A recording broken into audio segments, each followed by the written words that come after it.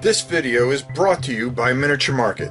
Thousands of board games, miniatures, and paints, discount prices at miniaturemarket.com.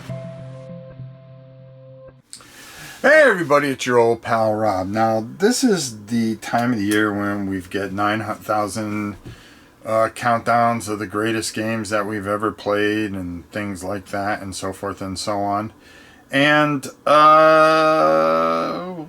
I'll be honest with you, this was not one of the better years, especially coming off a lot of years where we just got tons of great games. This seemed a lot of watered down stuff. So I picked out a couple of games that I did not care for. Now, these are all my personal opinions, and my opinions mean nothing. A lot of you may really enjoy some of these games, but for me, I just kind of went, okay, a lot of it was just utilizing an IP, and a lot of things seem rushed. It could be like I've said in the past, it could be just because of COVID and everything that went on with that, we're just coming out of that situation over the last couple of years. So now these games get manufactured and then they're really not that good, or were rushed, because a lot of companies been taking a bit of a beating and they're trying to get things out. But we're going to talk about some of these games and why I didn't care for them. And usually I like everything, pretty much. And I only usually make positive videos. But we're going to have a couple of different videos. And because it was kind of a weird year, and there were a lot of really good games that came out this year. It's just these, for me, were very disappointing. I sucked a lot of money into them and went, oh boy, this isn't good. What have I done? And to start that off with is a company that just continually is consistent at disappointing me. And that is Mantic Games. Worms was not good. I did not care for it. It felt very watered down. It didn't have a good feel to it. I just felt that this was one game that for me, especially since I got the Armageddon edition with the big map and everything like that, and when I played it, and even with a bunch of kids that enjoy the video game, they both kind of went, okay, that's it, and they were pretty disappointed in it. And I was disappointed in it because I expected more, and it just, for me at least, it wasn't very good. I don't think it was a good, paying for all those extra miniatures, and when I got the miniatures, it was just kind of like repeats of a lot of them, and you kind of went, oh, okay, I understand that everybody can have a guy with a grenade, but how you going to tell, you could tell the difference by putting the little things in the bottom. But it just, the game fell flat for me, plain and simple. The next game is also a Mantic game, which I was horribly disappointed because it just felt very rushed and it wasn't original and it didn't feel, a matter of fact, I felt it was so bad I didn't even make a video on this. Okay. And that's Halo. I was not impressed with this. I ended up getting the more expensive edition, which would give you some of the aliens in it instead of just having all the Spartans fight each other in a PvP type of thing. And it almost felt, when you put everything together and you laid it on the table, it felt like Dead Zone. It's like we almost took Dead Zone rules and put it into, Halo. And, it looked like Dead Zone. And I just kind of went, oh, wow, what have I done? And, when I could have just maybe got the cheaper edition, which I should have, and just, which came with virtually nothing for half the money. almost $70 for really nothing. And I went with and this is miniature market prices. I went the $112 thing and got everything in it, and it just went, yeah, there you go. Why don't I just set $100 on fire? And that's the way I felt about it. The next game that I thought was pretty disappointing this year was Might and Magic 3. When I started playing it, and combat was just not good. It was not good.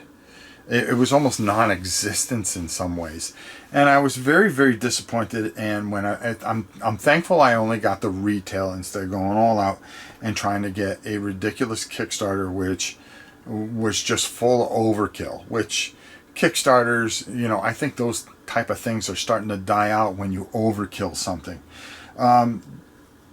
All this game made me do was go to my computer and turn on Might and Magic 3.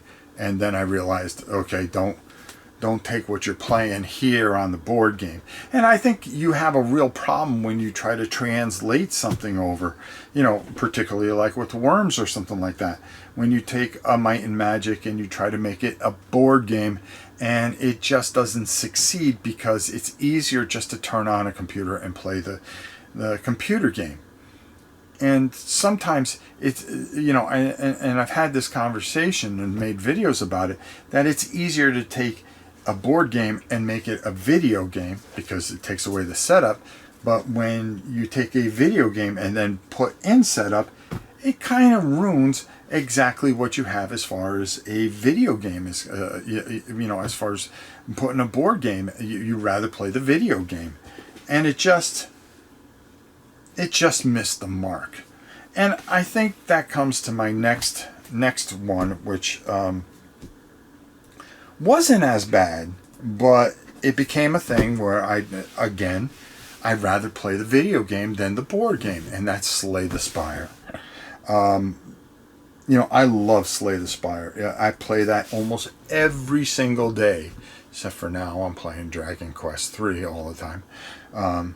Which I'm not good at either. And I'm not good at Slay the Spire, but I enjoy it, okay? Cards and stuff like that. And I said, well, this could really translate over really, really well. I got this on the table, and I was just like, wow, this is a lot of work, a lot of setup, and a lot of moving parts for a game I can just sit there and get the same results by clicking a button. And a lot of people tell me that it works better with multiple players. And to be fair, I've only played it solo. But I also play Slay the Spire on the computer by myself. And it's just easy. Turn on the Xbox or PlayStation 5 and boom, you're off and running. Okay? Start to build your deck and see where it goes. Well, with this, people said, well, no, this is more of a multiplayer game. And I went, oh, okay.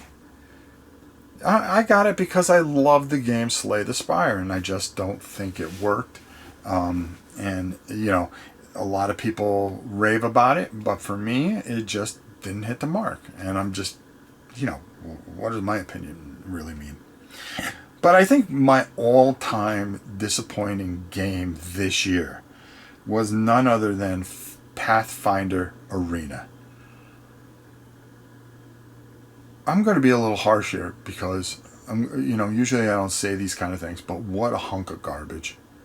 I mean, that's the only way I can moving rooms. I thought this was going to be an arena combat with and so many things, and then you had to buy all these different expansions which were overpriced. By the time I was done, it was almost $280, and I got nothing. I got everything that should have been in one box for like $140 or $130, which was frustrating onto its own right. And it just was so disappointing, and I just threw my money away. What am I doing here? and you know, really, really disappointing. And I've never had a year where I've had as many, and there were other games that I just went, you know, this year. And it really was kind of sad. But we are going to be talking about in another week or so about the games that I really liked and that were my top games of the year, as well as my new top 50 games of all time, which have changed, of course, because another year has gone by and some games actually made it in from this year. So even though this year was kind of split for the first time ever, where it was, well, half the stuff was bad, but half the stuff was great, you know, we can really, really take a look and you know, dissect it. And you know, this is the first time I was able to make a video that I said there were games in 2024 that I did not like. But we are going to have my top games of 2024 as well as my top games of all time for this year. So until next time, it's your old pal Rob. Again, these are only my opinions. Some of you guys may love this stuff, and that's fine. But I gotta say what I think, and that's how it goes. Until next time, we'll see you soon, everybody.